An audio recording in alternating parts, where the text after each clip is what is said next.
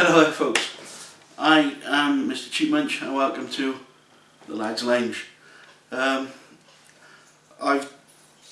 changed the camera angle slightly so everyone can basically hear me a bit better, because I think my voice was a bit too quiet on some of the videos, and just so you can't see my belly so much hanging down.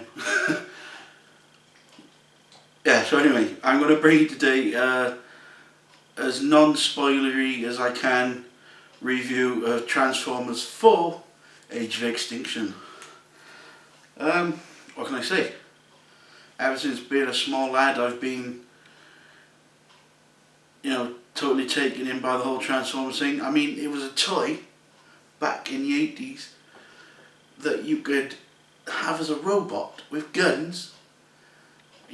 We all have guns as a little boy, don't we? Well, most of us do. Some of the odder ones play with dolls. So yeah, it was a robot with guns that then transformed into a car, sometimes with guns. Or most of the Decepticons, if I remember rightly, were some kind of aircraft to begin with. I think that's the way it used to work.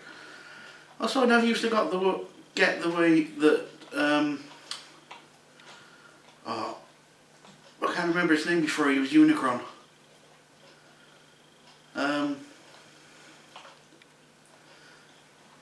The main bad guy one.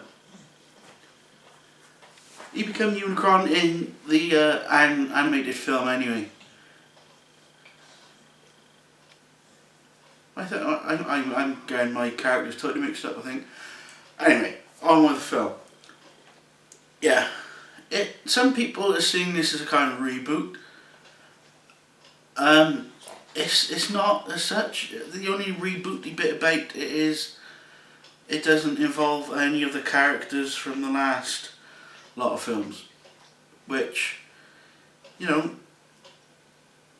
if you think about this along the lines of, say, Doctor Who. Doctor Who's been around for quite a long time, I think, because they've got a way of changing the actors and changing, the companions, the Doctor, so he's ever so slightly different and so forth, but still keeping that element there, That's the way this film has worked. Basically, they've changed a lot of the actors for, people who are more popular now. Mark Wahlberg is as popular as ever at the moment. I mean, he seems to be popping up in everything. Yeah, so it's set a little while after the last film. Humans have become extremely wary of the Transformers, even the good ones. So most of them have gone into hiding. Humans have adapted and created weapons from Transformer technology so they can better fight against them should the threat arise. So Mark Wahlberg, he's basically a fixer-upper kind of guy. He finds an old truck, attempts to fix it up. Lo and behold, it's Optimus Prime. And of course, some alarms go off in government place because he reactivates, and some government officials come, threaten Wahlberg's family. Wahlberg gets all like, "Bruh, no threat my family." And so you've got that human part of the story, which is then mixed in with the Transformers part. Transformers aren't too happy with humans because, as said, we're attacking them. We've not distinguished between Transformer and Decepticon. So yeah, but then, lo and behold, from outer space comes a new threat. It's like some kind of world-destroying thing. I think they try to go along the lines of that's right. Unicron was the thing, wasn't he? Was the big planet eater Transformer. Yeah. They stopped with the Matrix. Yeah. So all in all, the film is like quite a nice, refreshing, redo. There's, all the action in there is everything you'd expect giant robots to be. But with the added bonus of this time the Dinobots are in there. Because, of course, like the new threat is bringing in bigger and bigger. Sorry there folks, I think there's a massive moth flying around. So yeah, the robots are bringing in bigger and bigger things, so the Transformers need to like call in help.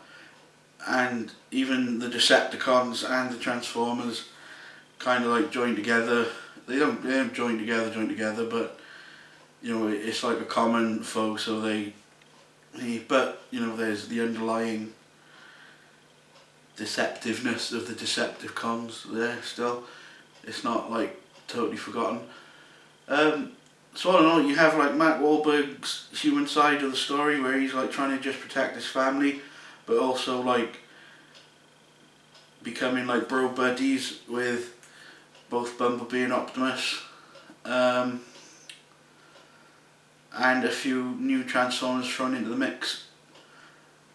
A couple of them are like faceless that just get destroyed quite quickly. But yeah, that's as spoiler as I can make it.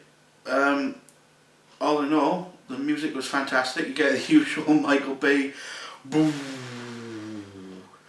type sound effects,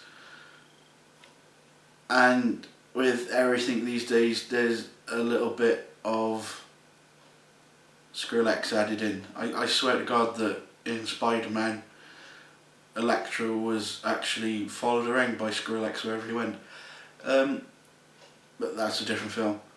So yeah, all in all, I'd give it 3.5 stars out of 5 because there's some things that like don't work in there.